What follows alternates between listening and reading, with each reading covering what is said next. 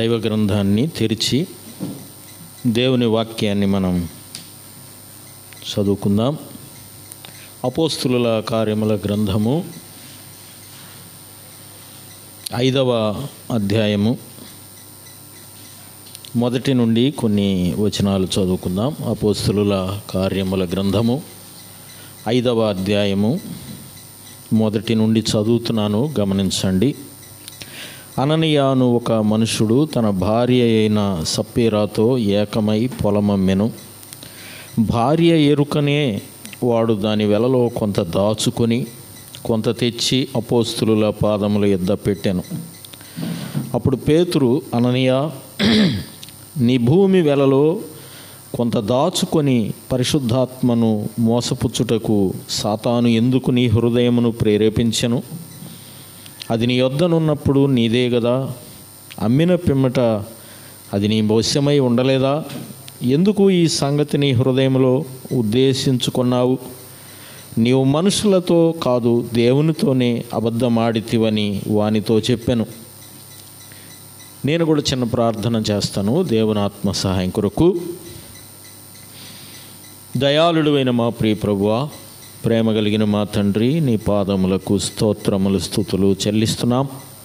నిలిచిన నీ దాసునైన నేను అల్పుడను అయోగ్యుడనని ఒప్పుకుంటూ ఉండగా నన్ను మరుగుపరిచి నీవే నీ ఆత్మ ద్వారా మాతో తేటగా సూటిగా మాట్లాడండి, అర్ధసహితంగా మాట్లాడండి. ప్రతి ఒక్కరూ అర్థం చేసుకోగలిగినట్లుగా మీరే సహాయం అనుగ్రహించమని యేసు ప్రభు వారి నామములో స్తుతించి అడిగి వేడుకుంటున్నాము తండ్రి, ఆమెన్.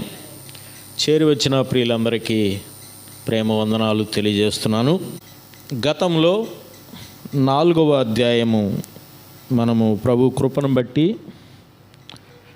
4వ అధ్యాయాన్ని పూర్తి చేశాం. మరి ఈ సమయంలో 5వ అధ్యాయాన్ని మరి చదివే ముందు ఈ 4వ అధ్యాయము 32 నుండి 37 వరకు ఉన్న భాగాన్ని ఒకసారి చదువుదాం. నేను చదువుతున్నాను, గమనించండి. 4వ అధ్యాయం 32 నుండి చదువుతున్నాను. విశ్వసించిన వారందరూ ఏక హృదయమును ఏకాత్మయు గలవారయుండిరి. ఎవడను తనకు కలిగిన వాటిలో ఏదియు తనదని అనుకొనలేదు. వారికి కలిగినదంతయు వారికి సమిష్టిగా ఉండెను. ఇదియుగాక అపోస్తులు బహుబలముగా ప్రభువైన యేసు పునరుద్ధానమును గూర్చి సాక్ష్యమిచ్చిరి. దైవకృప అందరి యందు అధికముగా ఉండెను. భూములైనను ఇండ్లైనను కలిగిన వారందరూ వాటిని అమ్మిన వాటి వెల తెచ్చి అపోస్తుల పాదముల యొద్ద పెట్టుచూ వచ్చిరి. వారు ప్రతివానికి వాని అక్కరల కొలది పంచిపెట్టిరి గనుక వారిలో ఎవనికిని కొదువ లేకపోయెను. కుప్రాలో పుట్టిన లేవీయుడగు యేసోబు అను ఒకడుండెను. అతనికి అపోస్తులు హెచ్చరిక పుత్రుడు అని అర్థమిచ్చు బర్నబా అను పేరు పెట్టి ఉండిరి. అతడు భూమి గలవాడై ఉండి దానిని అమ్మి దాని వెల తెచ్చి అపోస్తుల పాదముల యొద్ద పెట్టెను. ప్రియులారా, ఈ 5వ అధ్యాయానికి ఈ భాగము ఉపోద్ఘాతం లాంటిది. ఈ 5వ అధ్యాయానికి ఈ 4వ అధ్యాయము 32 నుండి 37 వరకు ఉన్న ఈ వచనాలలో సారాంశం ఈ 5వ అధ్యాయానికి ఒక చక్కని ఉపోద్ఘాతం. ఎందుకంటే ఇక్కడ జరిగిన సంభవం మనమందరం చాలాసార్లు చదువుకున్న సంభవమే. ఆది సంఘములో వారికి ఉన్న ప్రత్యేకతలు ఈ 4వ అధ్యాయము 32 నుండి మరి 35 వరకు ఉన్న భాగంలో తెలియజేశాడు. 2 వచనాలలో ఒక వ్యక్తిని గూర్చిన పరిచయ వాక్కులు చెప్పబడ్డాయి 36, 37 వచనాలలో. అయితే 32 నుండి 32, 33, 34, 35 ఈ 4 వచనాలలో వారు అందరూ కలిగి ఉన్న సమిష్టి వైఖరి ఇక్కడ రాయబడింది. వారి సమిష్టి వైఖరి ఇక్కడ తేటగా వ్రాయబడింది. ఎలా ఉన్నారు వారందరూ, ఎంతమంది అని చూసాం.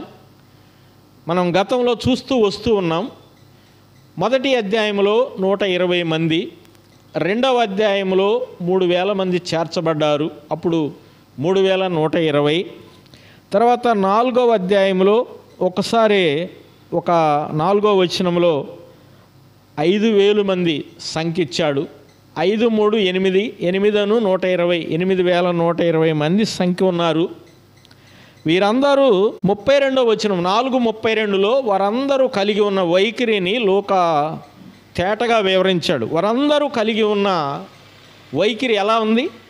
విశ్వసించిన వారందరూ ఏక హృదయమును ఏక ఆత్మయు గలవారయుండిరి. విశ్వసించిన వారందరిలో ఏక హృదయము ఏక ఆత్మ. మనందరిలో ఆ రోజైనా ఈ రోజైనా అందరిలో ఉన్న ఆత్మ ఒక్కడే, కానీ మనిషికి ఒక ఆత్మ ఉన్నాడా చెప్పండి? లేడు. అందరిలో ఉన్న ఆత్మ ఒక్కడే. ఆత్మ ఒక్కతే అనకూడదు, ఒక్కది. పుంలింగం కానీ స్త్రీలింగం వాడకూడదు ఆత్మను గురించి మాట్లాడేటప్పుడు. ఎందుకంటే ఆయన దేవుడు కనుక ఆయన్ని స్త్రీలింగంలో మాట్లాడకూడదు. ఆత్మ వచ్చింది పోయింది ఆ పదాలు తెలియక వాడితే ఇప్పుడు తెలుసుకొని దిద్దుకుందాం అలాంటి మాటలు, అవును కదా? ఇక్కడ పరిశుద్ధాత్మ దేవుణ్ణి ఎప్పుడు పొందుతారు ఒక విశ్వాసి? నేను మొదట్లోనే చెప్పాను, అపోస్తుల కార్యముల డెఫినేషన్ ఏంటంటే నేను మొదటే ప్రారంభంలోనే చెప్పా, మీరు మొదట విన్న వారికి గుర్తుంటుంది. అపోస్తుల కార్యాలు ఏం చెప్తుందంటే రక్షణ అనగా ఏమిటో, ఆ రక్షణకు షరతులు ఏమిటో అపోస్తుల కార్యాలు చెప్తా ఉంది. రక్షణ అనగా ఏమిటో, ఆ రక్షణకున్న షరతులు ఏమిటో అపోస్తుల కార్యాల గ్రంథం తేటగా వివరిస్తుంది. అయితే ఆ షరతుల్లో ఒక వ్యక్తి ప్రభువుని నమ్మాలి అంటే ఏమి చేయాలో షరతులు అపోస్తుల కార్యంలోనే ఉన్నాయి. ఒక వ్యక్తి ఆత్మను పొందడం కూడా ఎప్పుడు పొందుతాడో ఎగ్జాక్ట్గా ఆ ప్లేస్ కూడా చెప్పబడింది, అవును కదా? అవన్నీ మనం చూస్తూ వచ్చాం. ఈ 4వ అధ్యాయంకి వచ్చేసరికి 32వ వచనంలో విశ్వసించిన వారందరూ ఏక హృదయము ఏక ఆత్మ కలిగి ఉన్నవారు ఏక హృదయం ఖచ్చితంగా కలిగి ఉంటారండి. ఎందుకని? ఏకాత్మ కలిగిన వారు అంటే నాలో ఉన్న ఆత్మ, నీలో ఉన్న ఆత్మ, మన అందరిలో ఉన్న ఆత్మ ఒక్కడా ఇద్దరా? ఒక్కడే కదా. ఒక్కడే అయినప్పుడు మన అభిప్రాయాలు వేరు వేరు ఎందుకు అవుతాయి? అవును కదా. మన అభిప్రాయాలన్నీ ఒక్కటవ్వటంలో మనల్ని నడిపించే నాయకుడు లేక మన హృదయాలలో ఉండి మనల్ని నడిపించే ఆత్మదేవుడు ఒక్కడైనప్పుడు మన అభిప్రాయాలు వేరువేరుగా ఉండకూడదు. ఉండకూడదనే వాక్యం తేటగా సెలవిస్తూ ఉంది. కొన్నిసార్లు భేదాభిప్రాయాలు కనబడతా ఉన్నాయి, కారణాలు మనం గ్రహించవచ్చు. మన టాపిక్ అది కాదు. అయితే ఇక్కడ ఈ భాగములో ఆది సంఘము ఎలా తన దైనందిన జీవితంలో ఎలా కొనసాగారు, ఇప్పుడు మనం ఎలా కొనసాగుతున్నాం అనేది కొంత బేరీ చేస్తే ఆది సంఘము సమిష్టిగా జీవించింది. అందరూ కలిసి ఒక ప్లేస్లో కలిగి ఉన్నవారు తెచ్చి అక్కడ పెట్టి, కలిగి లేనివారు కలిగి ఉన్నవారు అందరూ ఒకే స్థలములో జీవిస్తూ ఉన్నారు కనుక ఎవరికి ఏ కొదవ లేకుండా జీవిస్తున్నారని ఇక్కడ 35వ వచనంలో తేటగా వ్రాయబడింది. వారు ప్రతి వాని అక్కరల కొలది పంచిపెట్టిరి గనుక వారిలో ఎవనికిని కొదువలేకపోయాను అని రాయబడింది 35వ వచనంలో. ఎందుకు? ఇప్పుడైతే అలా ఉండాలనేది రూలా? వాళ్ళప్పుడు అలా ఉన్నారు కదా, ఇప్పుడు కూడా అలా ఉన్నారనేది రూల్గా ఏమన్నా ఖచ్చితంగా వాళ్ళు ఉన్నట్టు ఉండమని ఎక్కడన్నా చెప్పారా? లేదు. కానీ ఇప్పుడు మనం ఎలా ఉండాలి? అది రూలు కాదు. ఆ రోజు యెరూషలేములో ఆ ఆది సంఘములో అప్పుడు వచ్చిన కరువును బట్టి వారు సమిష్టిగా జీవించడానికి అక్కడున్న పరిస్థితిని బట్టి వారు జీవించారు. ఈ భాగంలోనే ప్రపంచంలో కమ్యూనిజం అనేది పుట్టింది. ప్రపంచంలో కమ్యూనిజానికి పునాదులు ఈ 4వ అధ్యాయం 32 నుండి 35 వరకు ఉన్న భాగంలో నుండే కమ్యూనిజం అనేది పుట్టింది ప్రపంచంలో. ఎందుకంటే కమ్యూనిజం రష్యాలో సమిష్టి జీవనం చేయాలని ఆ దేశంలో చాలా సంవత్సరాలు దాన్ని కంటిన్యూ చేశారు. అవును కదా? అందరు ఏది ఉన్నా అందరిదే, కానీ ప్రత్యేకంగా ఒక వ్యక్తికంటూ ఏది ఉండకుండా వాళ్ళు కొన్ని సంవత్సరాలు దాన్ని మెయింటైన్ చేశారు. తర్వాత అది పగిలిపోయింది. ఇప్పుడు అక్కడ కూడా ప్రజాస్వామ్యం వచ్చేసింది. కానీ ఈ భాగాన్ని తీసుకొనే కమ్యూనిజం ప్రారంభమైంది. పండితులు ఆ విషయాన్ని ఖచ్చితంగా దీన్ని చెప్పారు. కానీ ఇప్పుడున్న క్రైస్తవ లోకానికి ఈ భాగం ప్రకారం నడవాలని రూల్ ఏమీ లేదు. అయితే ఈ 5వ అధ్యాయంలో విషయానికి ఈ 36, 37 వచనాలు చాలా ఉపోద్ఘాతం అండి. ఇప్పుడు 5వ అధ్యాయంలో జరిగిన విషయం ఏంటి మనందరికీ తెలుసు కదా. ఏం జరిగింది? అననీయ సప్పేరా అని ఇద్దరున్నారు. అననీయ సప్పేరా అనేవాళ్ళు పేర్లు చెప్పబడ్డాయి. వారు విశ్వాసులే కదా, విశ్వాసులేగా. ఈ 32వ వచనంలో వాళ్ళు ఉన్నారు కదా, 32వ వచనం వాళ్ళు ఉన్నారుగా. 32 ఏమంటుంది? విశ్వసించిన వారందరూ. ఇప్పుడు ఇందులో ఈ 32లో వారిద్దరు ఉన్నారా లేదా? ఏమన్నా డౌటా? ఉన్నారు కదా, వాళ్ళిద్దరు ఉన్నారు.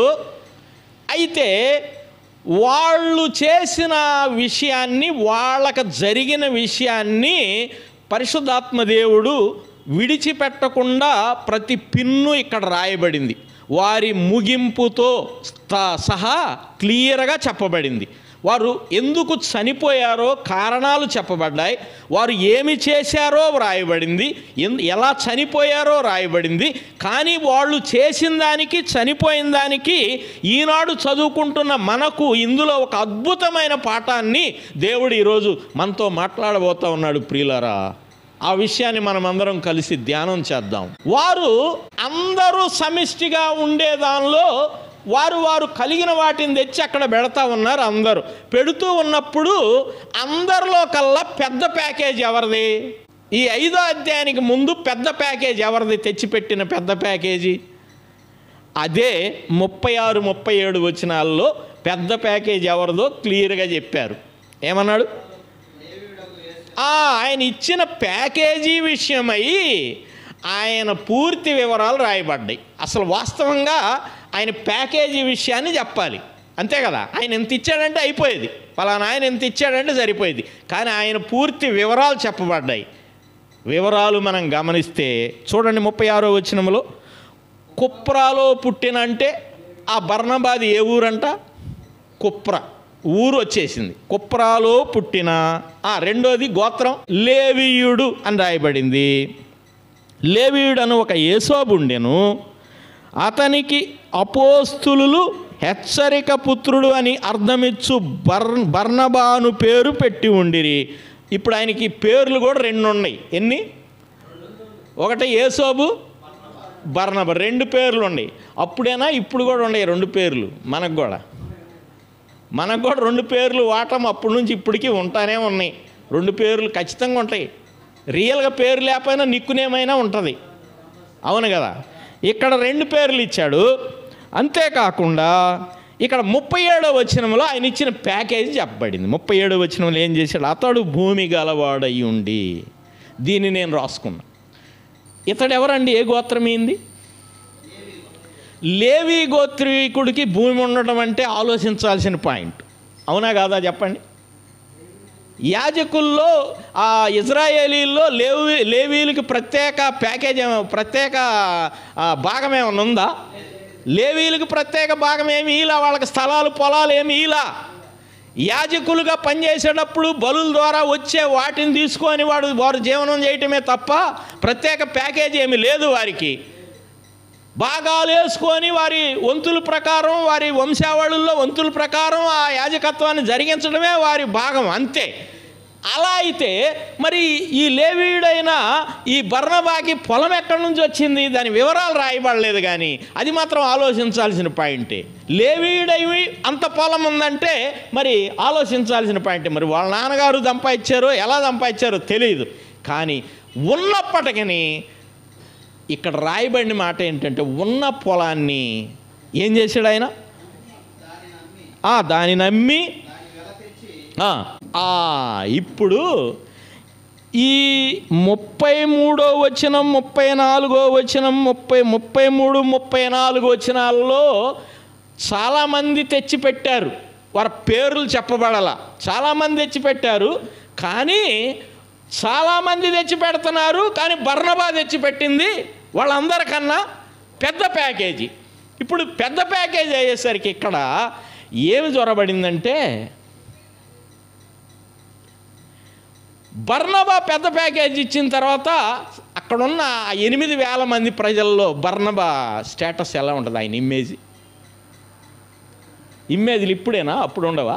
ఎలా ఉండుంటుంది అసలు? ఎట్టుంటుంది? ఇక అంత పెద్ద ప్యాకేజ్ తెచ్చి ఆడ పెట్టాడు, ఉంటుందా లేదా? కానీ 5వ అధ్యాయంలో బర్నబాని మించిన ప్యాకేజ్ తెచ్చారు వీళ్ళు. మించిన ప్యాకేజ్ తెచ్చారు. ఎందుకంటే ఆయనకు వచ్చిన ఆ హైలైట్, ఆ మెప్పు వీళ్ళు కూడా పొందుదామని వీళ్ళిద్దరిలో లోపల జొరబడింది. ఏంది అంటే, దేవునికి ఇచ్చేదానిలో మెప్పు కావాలి, మెప్పు కోరుకున్నారు. మెప్పు కోరుకోవటం ఆ రోజు ఉంది, ఈరోజు కూడా ఉందా లేదా?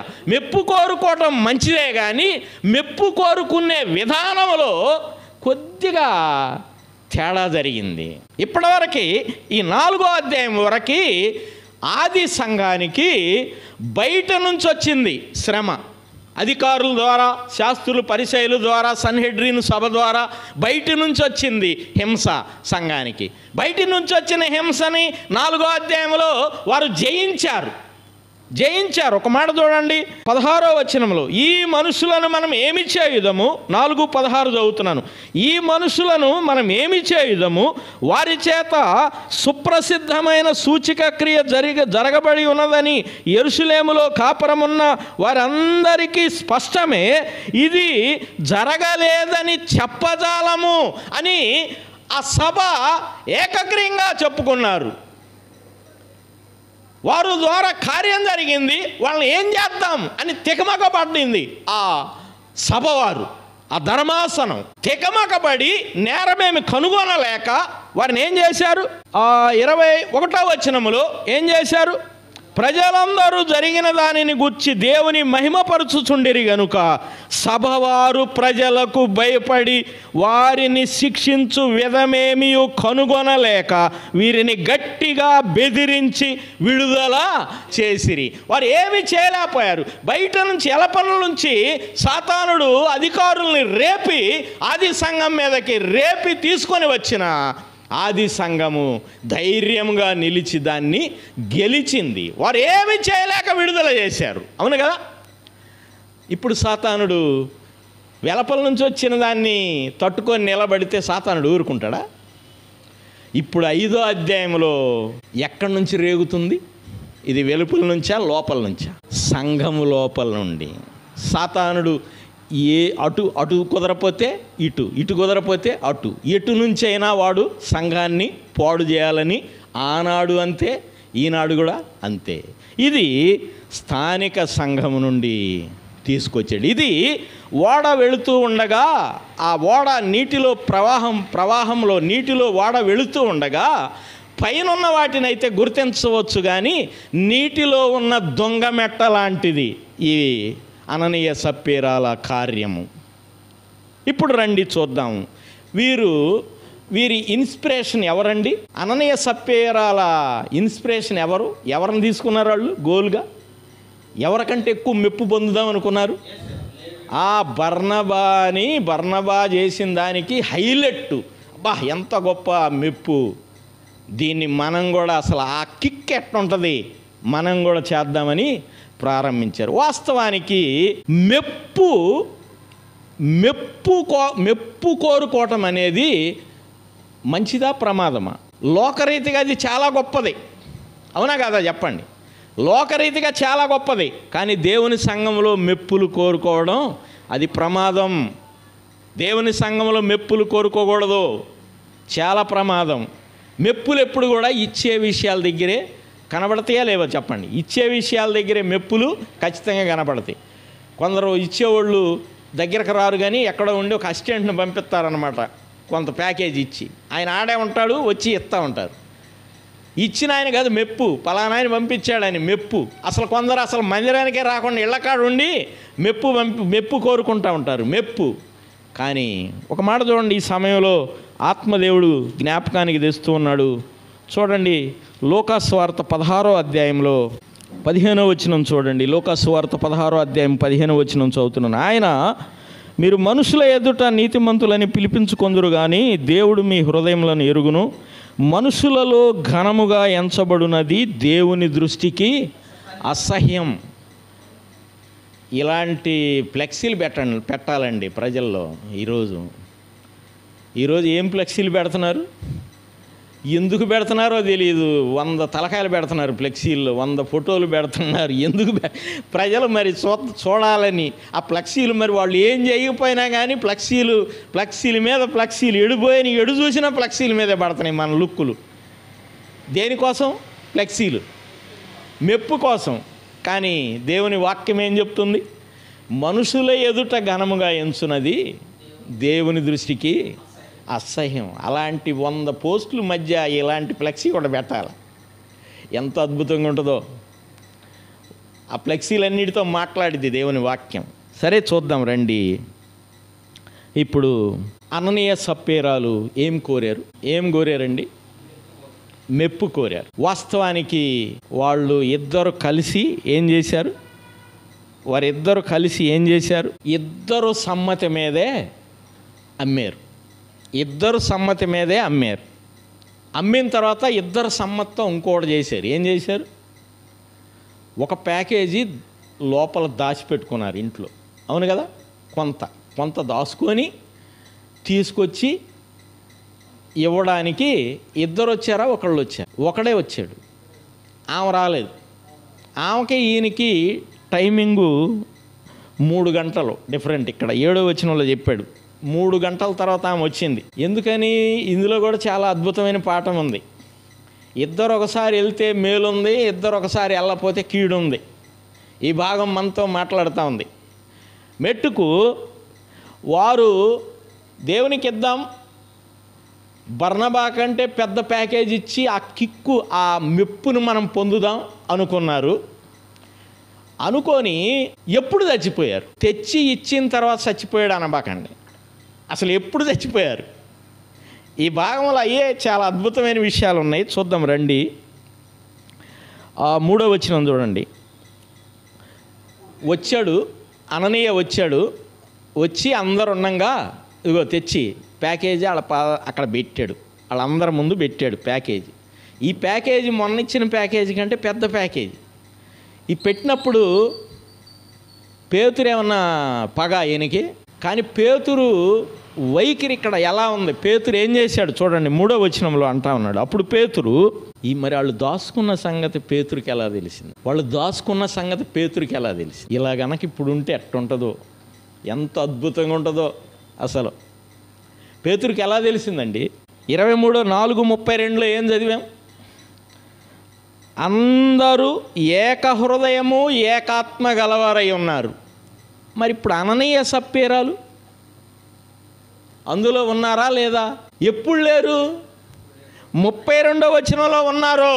100% 32లో ఉన్నారు. కానీ ఈ 3వ వచనంలోకి వచ్చేసరికి 3వ వచనంలో లెస్ అయ్యారా, ఇంటి దగ్గర లెస్ అయ్యారా? ఎలాంటి అద్భుతమైన విషయం అండి. ఇంటి దగ్గరే లెస్ అయ్యి ప్రేరేపించినప్పుడే. అక్కడ పేతురు పలికిన మాట చూడండి. కొంత దాచుకొని, 3వ వచనంలో కొంత దాచుకొని పరిశుద్ధాత్మను మోసపుచ్చుటకు, అక్కడ వాడబడిన మాట చూడండి. అంటే పరిశుద్ధాత్మని ఒక విశ్వాసి మోసం చెయ్యొచ్చా చేయలేరా? నా మాటలు కాదు, వాక్యంలో ఉంది. పరిశుద్ధాత్మను మోసం చెయ్యవచ్చు. ఒక విశ్వాసి క్రొత్తగా జన్మిస్తే, ఒక విశ్వాసి క్రొత్తగా జన్మించుటలో ఆత్మదేవుని పాత్ర ఉన్నదా లేదా? ఒక విశ్వాసి, ఒక లోకస్తుడు లేక ఒక ప్రభువుని ఎరగని వ్యక్తి ప్రభువుని అంగీకరిస్తే, నమ్ముకుంటే, ఆ వ్యక్తి క్రొత్తగా జన్మిస్తే అందులో ఆత్మదేవుని పాత్ర ఎంత ఉన్నది? కొంచెం 2-3 మాటలు ఇక్కడ మనం గ్రహిద్దాం. మనం వాక్యం డీప్గా వెళదాం. ఎంత భాగం అయిందని కాదు కానీ కొంచెం డీప్గా వెళదాం, చూద్దాం రండి. 2వ అధ్యాయం 38వ వచనం చూడండి. ఎప్పుడు పరిశుద్ధాత్మ దేవుడు ఒక వ్యక్తి లోపలికి వచ్చాడు? 2వ అధ్యాయం 38వ వచనం. మీరు మారు మనసు పొంది పాప క్షమాపణ నిమిత్తము బాప్తిస్మము పొందుడి, అప్పుడు మీరు పరిశుద్ధాత్మను వరమును పొందుదురు. వరం పొందడం నిండడం ఒకటి కాదు. వరం పొందడం నిండడం ఒకటి కాదు. ఒక బాటిల్లో నీరు ఉంది అని చెప్పడం, నీటితో నిండింది అని చెప్పడం రెండు ఒకటేనా? చెప్పండి. ఒక బాటిల్లో నీళ్ళు ఉన్నాయి అని చెప్పడం, నిండిపోయింది అని చెప్పడం రెండు ఒకటేనా? ఒక బాటిల్లో అది నిండాలి అంటే ఫస్ట్ ఒక చుక్కతోనే ప్రారంభం అయిందిగా. నీళ్ళు అనేది అందులో ఎంటర్ అవ్వాలి కదా, ఒక చుక్కతోనే ప్రారంభం అయింది. కానీ ఒక చుక్క పడ్డప్పుడు ఎంటర్ అయినట్టా కాదా? ఎంటర్ అయినట్టే. కానీ ఎప్పుడు నిండిద్ది? నిండటానికి ఒక చుక్క అందులో పడడానికి డిఫరెంట్ ఉందా లేదా చెప్పండి. ఇప్పుడు ఎంటర్ అయింది ఎప్పుడు? ఇక్కడ చూడండి, పాప క్షమాపణ నిమిత్తము బాప్తిస్మము పొందుడి. ఆ పొందినప్పుడు, అప్పుడు అన్నాడా లేదా? ఎప్పుడు? పొందినప్పుడు పరిశుద్ధాత్మను వరమును పొందుదురు. పొందినప్పుడు ఏది? బాప్తిస్మం పొందినప్పుడే పరిశుద్ధాత్మను వరాన్ని పొందారు. అననీయ సప్పీరాల్లో కూడా జరిగింది. 4:32లో 4:31 చూడండి. 4:31లో అందరూ ఆత్మచేత నిండిన వారైరి, పరిశుద్ధాత్మతో నిండిన వారైరి అని రాయబడింది. 4:31లో నిండిన వారై అందరూ అని ఉందా లేదా చెప్పండి. నిండిన వారయ్యారు, ఏం అనుమానం లేదు. కానీ ఈ 5వ అధ్యాయంలోకి వచ్చేసరికి ఇరువురు ఆ పరిశుద్ధాత్మనే మోసం చేశారు ప్రియులారా. ఆ రోజు అంతే, ఈరోజు కూడా అంతే. మనల్ని మనం ఆయనకి ఎంత అప్పగించుకుంటే, యేసు ప్రభు వారు స్టార్ట్ చేశారు ఒక వ్యక్తి కొత్తగా జన్మించడం ఎలా అని. యోహాను సువార్త 3:3లో చూడండి, తెలియటం అవసరం. యోహాను సువార్త 3:3 ఏమని మాట్లాడింది? ఒకడు క్రొత్తగా జన్మించితేనే కానీ దేవుని రాజ్యమును చూడలేడన్నాడా, చేరలేడన్నాడా? తర్వాత 5వ వచనం, ప్రవేశించడానికి 2 క్వాలిటీస్ కావాలి, చూడడానికి 1. అంతేనా? చూడాలంటే 1, చేరాలంటే 2. చూడాలంటే క్రొత్తగా జన్మించాలి. క్రొత్తగా జన్మించాలంటే ఎలా జన్మించాలి ప్రాక్టికల్గా? ఇందాక పేతురు పత్రికలో మనం చూసాం. పేతురు మొదటి పత్రిక 1:22. పేతురు మొదటి పత్రిక 1:22, మీరు క్షయ బీజము నుండి కాక, బీజం అంటే ఏంది? విత్తనం. బీజం అంటే విత్తనం. ఏ విత్తనం? మనోళ్ళు వేసే విత్తనాలు కొన్నిసార్లు జల్లినాక 4 రోజులకు మొలుతాయి అనుకుంటే మొలవు. ఎందుకంటే అవి కుళ్ళిపోతే మొలవు. మనం వేసే విత్తనాలు కుళ్ళిపోయి మొలవు కొన్నిసార్లు. కానీ ఇదే బీజం, ఒక వ్యక్తి కొత్తగా జన్మించడానికి ఏ బీజం ఇది? అక్షయ బీజం. వాక్యం అనే బీజం అండి. వాక్యం అనే బీజం. ఆ బీజానికి అక్కడ పేతురు పెట్టాడు పేరు, అక్షయమైన బీజం అన్నాడు. అక్షయం అంటే క్షయము కానటువంటిది. వాక్యము ఎన్నడూ క్షయము కాదు. వాక్యం అనగా మన ప్రభు అయిన యేసుక్రీస్తే. ఆయన అక్షయుడు, క్షయము కానటువంటి వాడు మన ప్రభువు. వాక్యము క్షయము కాదు. క్షయము కాని వాక్యం అనే బీజము ద్వారా, ఆ బీజము ఒక హృదయంలో పడ్డప్పుడు ఆ బీజం మొలకెత్తిద్ది. మొలకెత్తి యేసు ప్రభు వారే చెప్పారు, 4 నేలల్లో ఫలింపు డిఫరెంట్.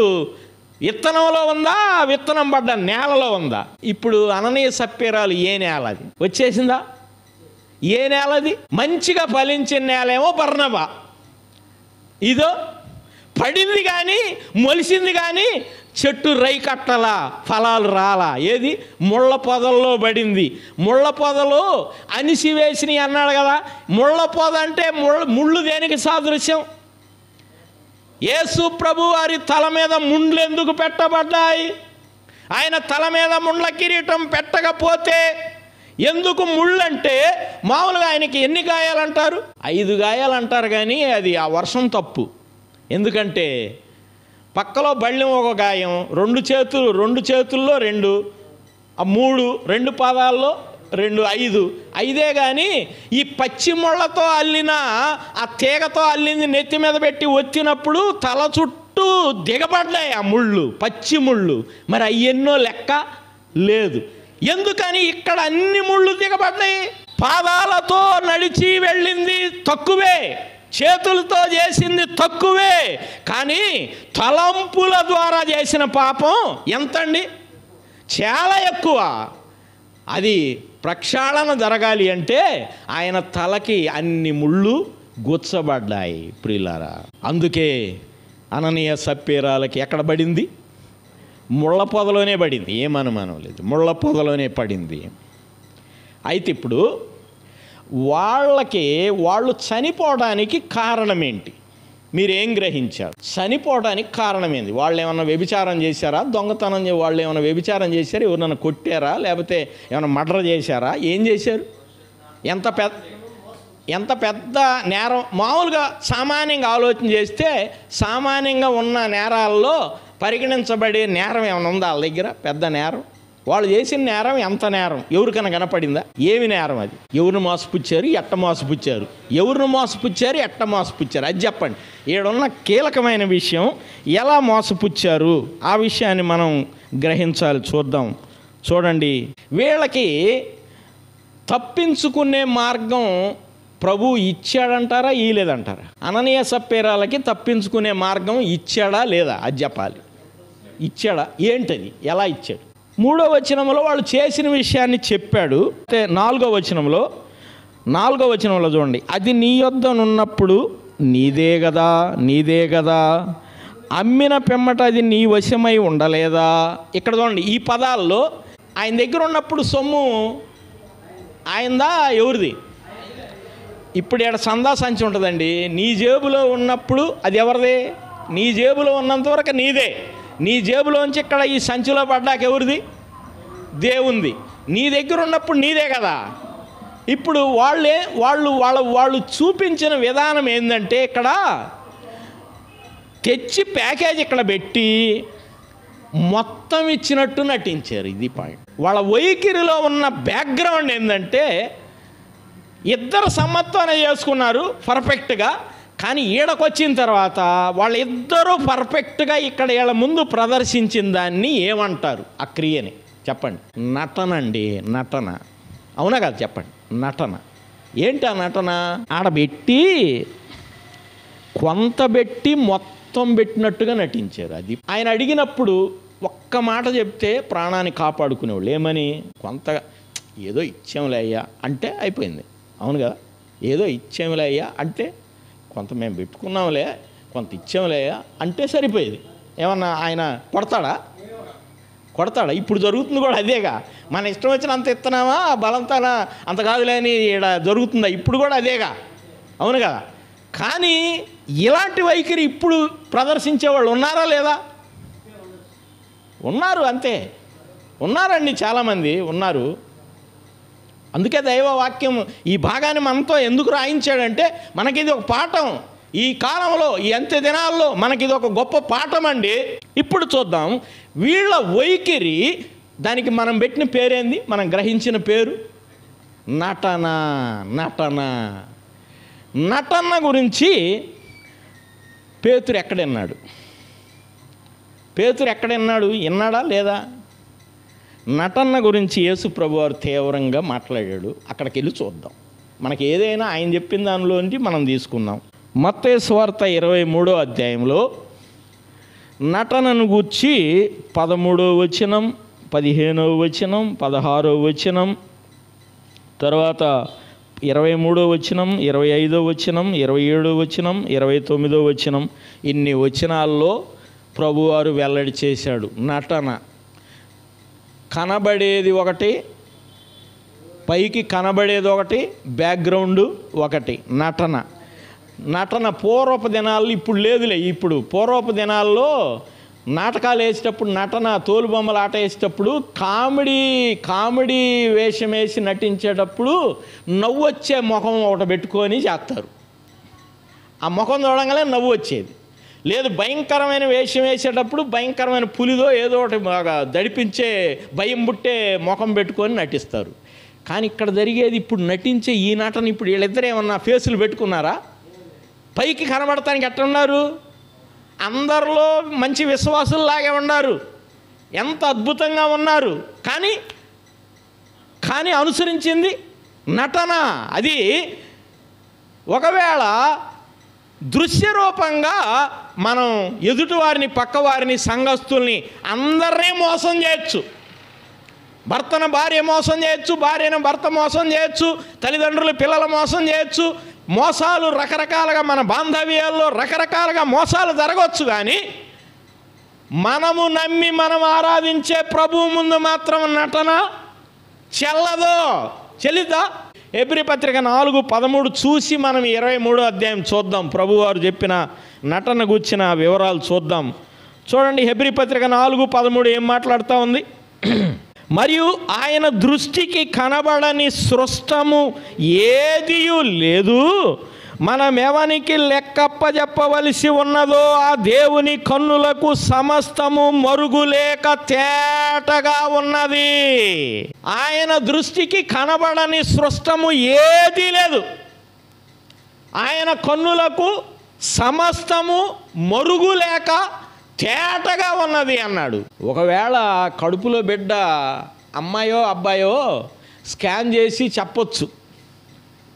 సుండూరులో ఒకళ్ళకి చెప్పారు, ఆడపిల్ల అని చెప్పారు, అబార్షన్ చేస్తే మగపిల్లడు. ఇక వాళ్ళ మీద కేసు వేయాలి, ఏం వేయాలి అర్థం కాక కొట్లాట జరిగింది ఒక 4 రోజులు. స్కాన్లు కూడా పొరపాటు పడతాయి.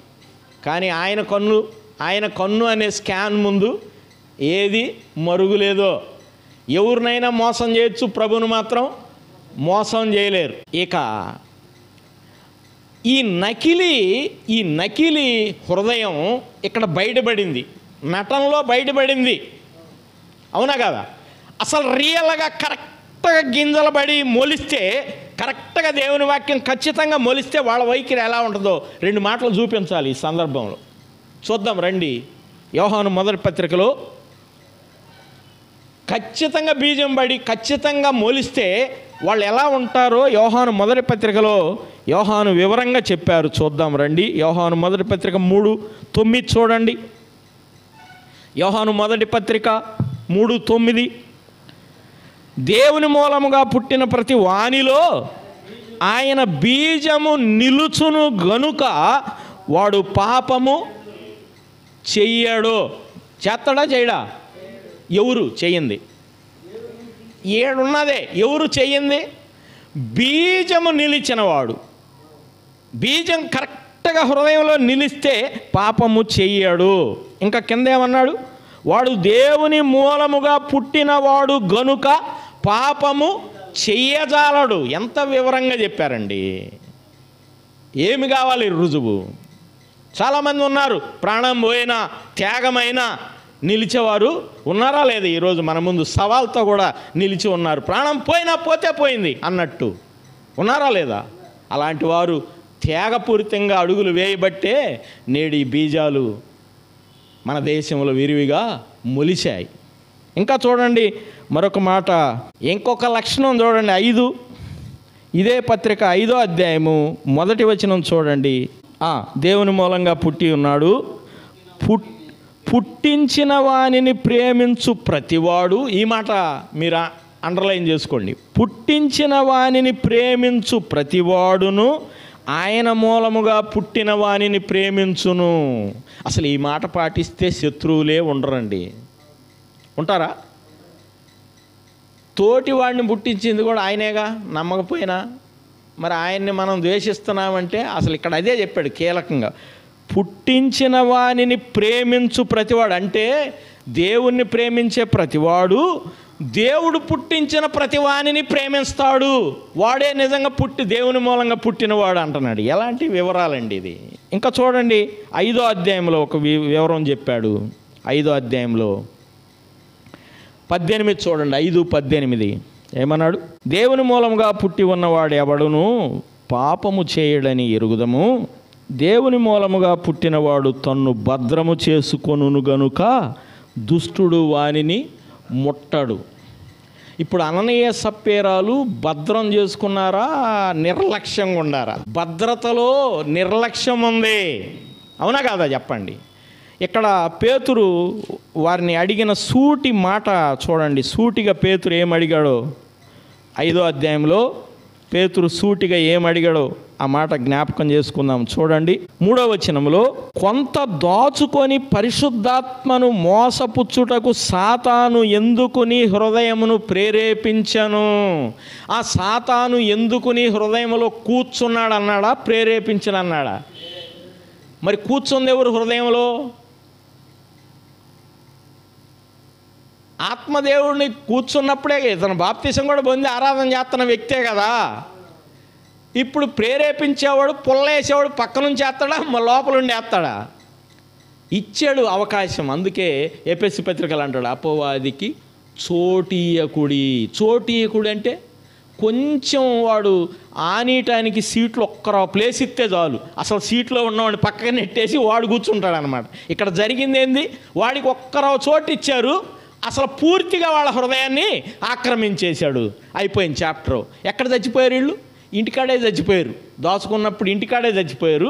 ఇక అక్కడి నుంచి సాతాను ఇదిలో సాతాను ఏం చేసి అంటే, ఏమైందిలే బర్నబా కంటే పెద్ద ప్యాకేజ్ ఇస్తున్నారుగా, మిమ్మల్ని మెచ్చుకుంటారు పోండి అన్నాడు. హ్యాపీగా ప్యాకేజీని బట్టి గౌరవిస్తారు అనుకున్నారు. కానీ లోపలది ఈడకు వచ్చేసరికి అక్కడ లోపల నుంచి బయటికి వెళ్ళిన ఆత్మ ఇక్కడ పేతురులో స్థిరంగా ఉన్నాడనేది గుర్తులేదు. పేతురులో అందరిలో ఉన్న ఆత్మ వారిలో ఉన్న ఆత్మను ఎప్పుడైతే తోసివేశారో ఇక్కడ పేతురులో మాట్లాడాడు ఆత్మ. అక్కడ తోసివేయబడిన ఆత్మ ఇక్కడ పేతురులో ఉండి మాట్లాడాడు. ఏమని? నువ్వు ఎందుకు దాచుకున్నావు అనేది పేతురుకి ఎలా తెలిసిందంటే, అక్కడ ఉన్నప్పుడు తోసివేయబడిన ఆత్మ ఇక్కడ పేతురులో మాట్లాడాడండి. ఎంత అద్భుతం అండి, అవునా కదా చెప్పండి.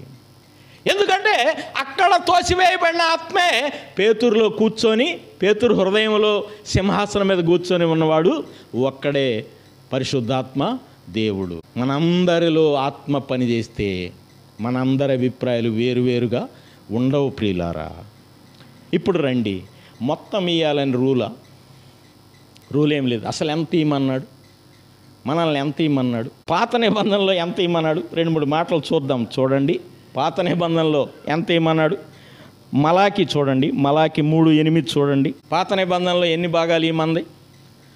10వ వంతు, దశం భాగమే. ఇప్పుడు దశం భాగమే ఇచ్చేవాళ్ళు పాత నిబంధనలు ఉండట, కొత్త నిబంధనలు. ఒకవేళ అది కూడా మింగెత్తే ఏమంటున్నాడు? దొంగలు అంటున్నాడు మలాకీలో. మేమేం దొంగిలించామని అంటారేమో, మీరు దేవునికి ఇవ్వాల్సింది ఈకుండా ఉన్నప్పుడు మీరు దొంగిలించినట్టేగా అన్నాడు. దాని గురించి ఏం పెద్ద వివరించాల్సిన పని లేదు. అది పాత నిబంధన చట్టంలో 10వ వంతే. ఇప్పుడు క్రొత్త నిబంధనలో కొరింథీయులకు రాసిన మొదటి పత్రిక 16:2, నేను వచ్చినప్పుడు చందా పోగు చేయకుండా ప్రతి ఆదివారం మీలో ప్రతివాడును తాను వర్ధిల్లిన కొలది తన యొద్ద కొంత సొమ్ము నిలువ చేయవలెను అన్నాడు. వర్ధిల్లిన కొలది అన్నాడు. క్రొత్త నిబంధనలు ఎంత? వర్ధిల్లిన కొలది. పాత నిబంధనలో 10వ భాగమే, క్రొత్త నిబంధనలో వర్ధిల్లిన కొలది అన్నాడు. ఎలా ఇవ్వాలి, ఎంత ఇవ్వాలో చూసాం. పాత నిబంధనలో దశం భాగం, కొత్త నిబంధనలో వర్ధిల్లినంత. ఎలా ఇవ్వాలి అది కూడా యేసుప్రభు వారు నోటి మీదగా చెప్పారు. ఒక మాట చూడండి, మత్తయి సువార్త 6:3 చూడండి. నీవైతే ధర్మము చేయనప్పుడు నీ ధర్మము రహస్యముగా నుండు నిమిత్తము నీ కుడి చేయి చేయనది నీ ఎడమ చేతికి తెలియకుండా వలెను. ఉందా లేదా? ఎలా అంట?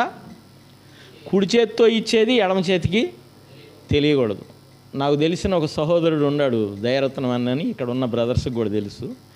మేము మీటింగ్స్ పెట్టి ఏదైనా కార్యక్రమం చేస్తున్నామని కాకాణలో మేము వెళ్ళి ఆ బ్రదర్కి చెప్తే, ఆయన బ్యాంక్ మేనేజర్, ఆయన మన సహోదరుడు, వెళ్ళి చెబితే సర్లే ప్రార్థన చేయండి, పోండి చూసుకోండి, ప్రార్థన చేయండి అని అంటాడు, అంతే, ఏమి ఈడు. ఆ రోజు సండే కానుకల బాక్సులో ఒక 10,000 20,000 పడ్డాయి అంటే ఆయన వేసినట్టు అనమాట. ఆయన వెళ్ళినప్పుడు అందరికీ తెలిసినట్టు ఇవ్వడం, కానుకల బాక్సులు వేసేస్తారు, ప్రత్యేకంగా ఇచ్చి ప్రత్యేక ప్రార్థన ఆయన ఏం చేయించుకోడు. ఇది నేను కళ్ళారా చూసిన విషయం. ప్రభు ఏం చెప్పాడు? మీ కుడి చేతితో ఇచ్చింది ఎడమ చేతికే తెలియకూడదు. ఇవన్నీ మనకు తెలుసు, కానీ మనం ఎంతవరకు పాటిస్తున్నాం అనేది చాలా ప్రాముఖ్యమైన విషయం ప్రియులారా. అంతేకాదు, ఇచ్చే విషయంలో ఇంకా తేటైన వివరాలు ఉన్నాయి. యేసు ప్రభు వారు భూమి మీద ఉన్నప్పుడు ఆయన కానుకల బాక్స్ దగ్గరే కూర్చొని గమనిస్తూ ఉన్నాడు. ఒకరోజు ఉందా లేదా గమనిస్తూ ఉన్నాడు. గమనించి అక్కడ ఒక పదం చెప్పాడు, ముత్యాల లాంటి మాటలు చెప్పారు ప్రభువారు. చూడండి, మార్కు సువార్త 12వ అధ్యాయంలో 42వ వచనం నుండి మనం గమనిస్తే, ఒక బేద విధవరాలు వచ్చి 2 కాసులు వేయగా ఆయన తన శిష్యులను పిలిచి, కానుక పెట్టెలో డబ్బులు వేసిన వారందరికంటే ఈ బేద విధవరాలు ఎక్కువ వేసినని మీతో నిశ్చయంగా చెప్పుచున్నాను. వారందరూ తమకు కలిగిన సమృద్ధిలో నుండి వేసిరి, కానీ ఈమె తన లేమిలో తనకు కలిగినదంతయు అనగా తన జీవనమంతయు వేసినని చెప్పటం ఒక వంతు. అది దైవగ్రంథంలో రాయబడి తరతరాలుగా ఈ వచనం చదువుకొని, ఈ వచనం చదివినప్పుడల్లా ఆమె చేసిన ఆ విషయాన్ని మనం ప్రశంసించడం ఎంత గొప్ప అద్భుతం అండి. అవునా కదా చెప్పండి. మనమైతే ఏం చేసినా ప్రజల మెప్పు మనకు అవసరం లేదు, కానీ ప్రభువు దగ్గర ఉంటే చాలు. అవును కదా. అయితే ఇప్పుడు వారు ప్రదర్శించిన దానిలో వేషం చాలా ప్రమాదకరమైంది. వేషాన్ని గురించి ప్రభువు చెప్పిన దాన్ని గమనించి మనం ముగింపు చేద్దాం. చూడండి, 2 మాటలు 23వ అధ్యాయము 13వ వచనం చూడండి. అయ్యో వేషధారులైన శాస్త్రులారా, పరిసయ్యులారా. శాస్త్రులు పరిసయ్యులు వాళ్ళు ఏం చేస్తారు? శాస్త్రులు ధర్మశాస్త్రాన్ని బోధించేవారు, పరిసయ్యులు వారు కూడా బోధించేవారే, చాలా నిష్టగా ధర్మశాస్త్రాన్ని పాటించేవారు.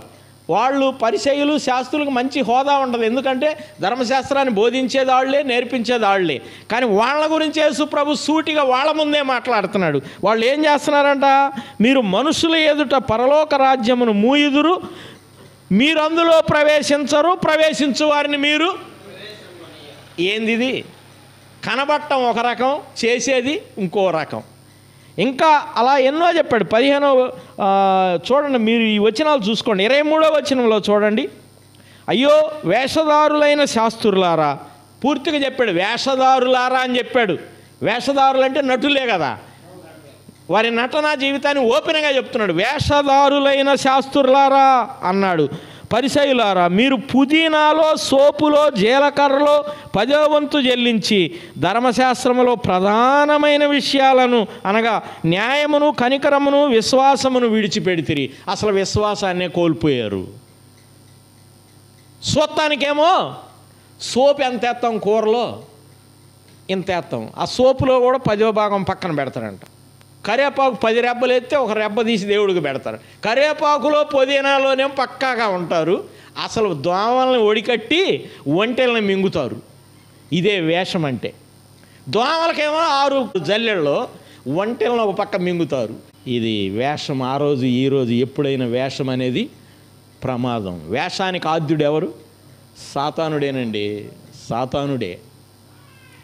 ఈ అధ్యాయంలో మీరు చూసుకోండి. ఇంకా ఇక్కడ అన్నాడు, ఈ విషయాలు చాలా క్లియర్గా చెప్పాడు. 27వ వచనంలో చూడండి. వేషధారులైన శాస్త్రులారా, పరిసయ్యులారా, మీరు సున్నము కొట్టిన సమాధులను పోలి ఉన్నారు.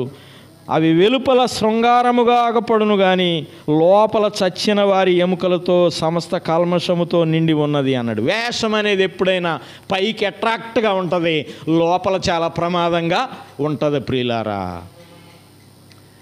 మనం ఏ సమయంలో ఎప్పుడైనా దేవుని సన్నిధిలో ఉండవచ్చు, కానీ మనం యథార్థంగా ఉండాలి. ఆది సంఘము ఎలా ఆరాధన చేశారో అందులో ఆ పదము నాకు నచ్చిన పదం. వారు ఆరాధన చేసిన దానిలో ఒక పదం లూకా గారు క్లియర్గా చెప్పి, అపోస్తుల కార్యముల గ్రంథం 2వ అధ్యాయంలో 47వ వచనంలో వ్రాయబడింది. చూడండి. ఆనందముతోనూ ఇది కావాలి ఆరాధనలో. రెండోది ఏం కావాలి? మొదటిది ఆనందం ఉండాలి ఆరాధనలో. ఎందుకు ఆనందం అంటే ఒకప్పుడు లోకంలో ఉన్నాం, పాపంలో ఉన్నాం, ఇప్పుడు ప్రభువులో ఉన్నాం, ప్రభువుని ఆరాధిస్తున్నాం, అదే ఆనందం. రెండోది అదే సమయంలో నిష్కపటమైన హృదయం ఉండాలి. వీళ్ళు చనిపోవడానికి నిష్కపటమైన హృదయం వీరికి లేదు, కోల్పోయారు. సాతానుకు అవకాశం ఇచ్చి కోల్పోయారు. ఇప్పుడు ఆ భాగంలో అననీయ సప్పీరాలు, అననీయ చనిపోతే భార్యకి చెప్పకుండా బూడిచిపెట్టవచ్చా? అసలు భార్యకి చెప్పకుండా బూడితే అసలు చట్టం ఒప్పుకుంటుందా? కానీ మరి పేతురు ఏం చెప్పాడు? తీసుకెళ్ళి బూడిచేయమన్నాడు. బూడిచేశారు లేదా ఆమెకు చెప్పి. ఎందుకని బూడిచారు? ఆమె కూడా పోయిద్దని ఆయనకి ముందే తెలుసు. పూడ్చేశారు. ఇప్పుడు చూడండి, ఇప్పుడు వాళ్ళకి ఒకవేళ బతికే ఛాన్సు ఉందా లేదా అనేది ఇక్కడ చెప్పబడింది. 7వ వచనం చూడండి, 5:7. ఇంచుమించు 3 గంటల సేపటికి వాని భార్య జరిగినది ఎరుగక లోపలికి వచ్చాను. ఇప్పుడు నా వైపు చూడండి, లోపలికి వచ్చి ఏం చూసి ఉంటుంది? 3 గంటలు ఇంటికాడ. ఇప్పుడు మా ఆయన్ని బాగా మెచ్చుకొని ఉంటారు, భలే ఉండుంటుంది, అబ్బో ఆయన వైఖరి భలే ఉంటుందని ఏమో చాలా ఆనందంగా మంచిగా నీట్గా డ్రెస్అప్ అయ్యి నీట్గా వచ్చింది. ఇక్కడికి వచ్చేసరికి ఈయన కనపట్ల. వాళ్ళందరిని అడిగి ఉంటుందా లేదా? అననీయ కనపడ్డా అని. కానీ ఎవరన్నా చెప్పి ఉంటారా? ఇక్కడ ఉన్న వాళ్ళందరికీ తెలుసుగా చచ్చిపోయాడు, ఎత్తుకుపోయారని. కానీ వీళ్ళని అడిగి ఉంటుందా లేదా? అడిగితే ఎవరన్నా చెప్పి ఉంటారా? ఎవరు చెప్పలా, కామ్ అయిపోయారు. ఏమో అడుక్కుంటే ఎవరు చెప్పాల? పేతురు తిరిగిపోయింది. పేతురు కాడకు పోయేసరికి ఆయన ఉన్నాడు, ఆయన అడగడానికి బదులు పేతురే ఏమని అడిగాడు. మీరు ఎంతకాయ అమ్మారని సేమ్ ఆయన అడిగిన డైలాగే ఏమని అడిగారు. అడిగితే ఏం చెప్పింది? అంతకే అంది. ఎందుకంటే ఇద్దరు ఒక నియమం పెట్టుకున్నారుగా, మన ఇద్దరం ఒకటే చెబుదామని. ఖచ్చితంగా నియమం ఖచ్చితంగా పాటించింది. ఒకటే మాట చెప్పింది. ఆయన ఏది చెప్పాడు అదే చెప్పింది. నేనంటాను, ఒకవేళ ఇద్దరు ఒకసారి వచ్చి ఉంటే ఇంతకే అనంగానే అననీయ చచ్చిపోయి ఉంటే ఏమేం చేసి ఉండేది? అయ్యా పొరపాటు జరిగిందయ్యా అని ఆయన పాదాల మీద పడి ఉంటే అప్పుడు ఎడదొడిన పేతురు నీడబడినా గొప్ప మేలులు జరుగుతున్నట్టుగా ఈ 5వ అధ్యాయంలో ఒక మాట చూడండి, 15వ వచనం చూడండి. అందుచేత పేతురు వచ్చుచుండగా జనులు రోగులను వీధుల్లోనికి తెచ్చి వానిలో ఎవని మీదైనను అతని నీడ అయినను పడవలనని మంచముల మీద పరుపుల మీద వానిని ఉంచిరి. మరియు యెరూషలేములో చుట్టూ నుండి పట్టణపుల జనుల రోగులు అపవిత్రాత్మ చేత పీడింపబడిన వారిని మోసుకొని కూడి వచ్చిరి. వారందరూ స్వస్థ పొందిరి. ఇంత అద్భుతాలు జరుగుతుంటే వారి ద్వారా ఆమె ఇద్దరు ఒకసారి వచ్చిండి ఆయన చనిపోయి ఉంటే భార్య ఏమని ఏడిచేది? ఒప్పుకునేదా లేదా? అంటే ఈరోజుకి భార్యాభర్త ఇద్దరు ఒకసారి వస్తే లాభం ఉందా, వేరువేరుగా వస్తే లాభం ఉందా? ఇప్పటికీ అది నెగ్లెక్ట్ అవుతుంది. ఇది ఎందుకు రాయబడింది మనకి? అవునా కదా? ఒకసారి వచ్చి ఉంటే అయ్యా పొరపాటు జరిగిందంటే పేతురు మరలా ముట్టి ప్రభువా అని అడిగితే బ్రతికించేవాడేమో తెలియదు. కానీ అవకాశం ఉందా లేదా? కానీ ఏమి చేసి మరణానికి గురయ్యారు? నిజం చెప్పక, అసలు ఖచ్చితమైన పాయింట్, వారు నిజం చెప్పక ఏం చేసి చనిపోయారు, మరణానికి గురయ్యారు? నటించి, నటనలో కూడా ఎంత ఇచ్చి మొత్తం ఇచ్చినట్టు ఫీలింగ్ చూపించారు. అదే నటన. ఎంత ఇచ్చి మొత్తం ఇచ్చినట్టు.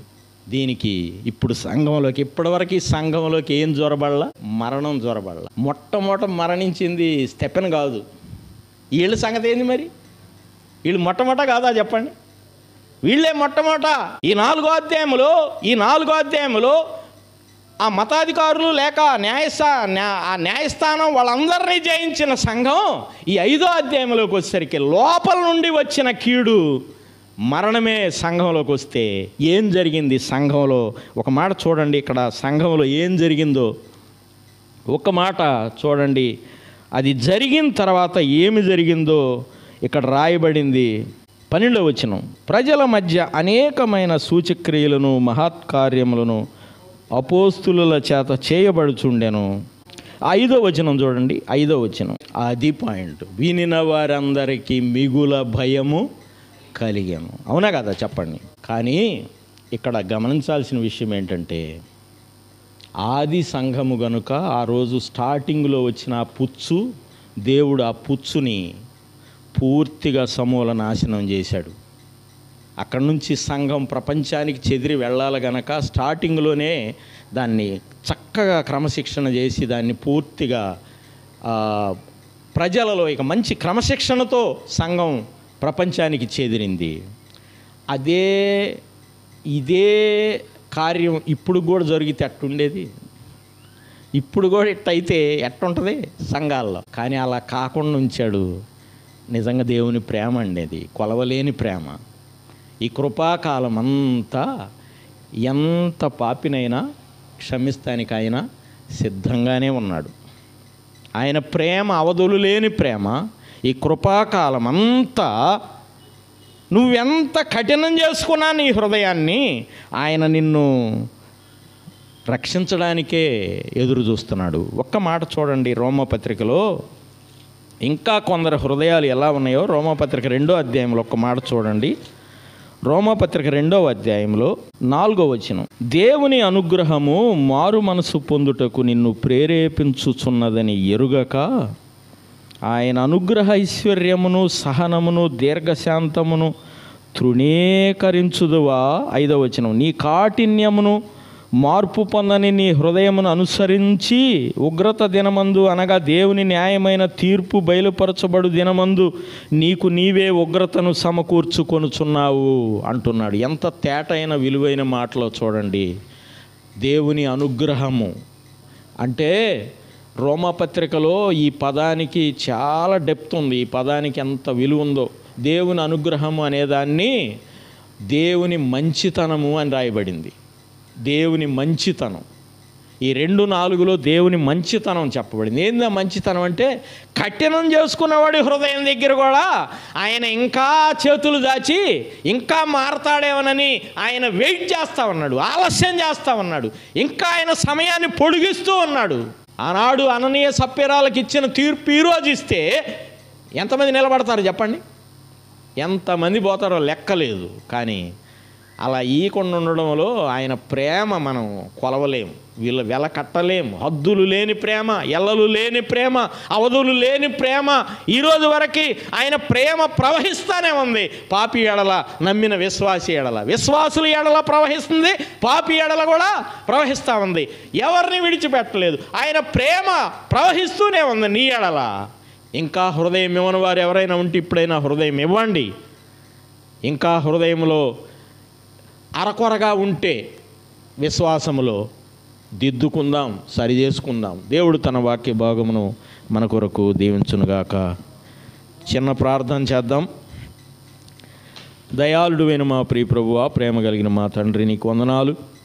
ఇంతదనుక 5వ అధ్యాయం నుండి మీరు మాతో మాట్లాడిన ప్రతి మాటను బట్టి నీకు వందనాలు. విన్నవారిలో ఫలించినట్లు కార్యం జరిపించుదురని యేసు ప్రభు వారి నామములో స్తుతించి అడిగి వేడుకుంటున్నాం తండ్రి.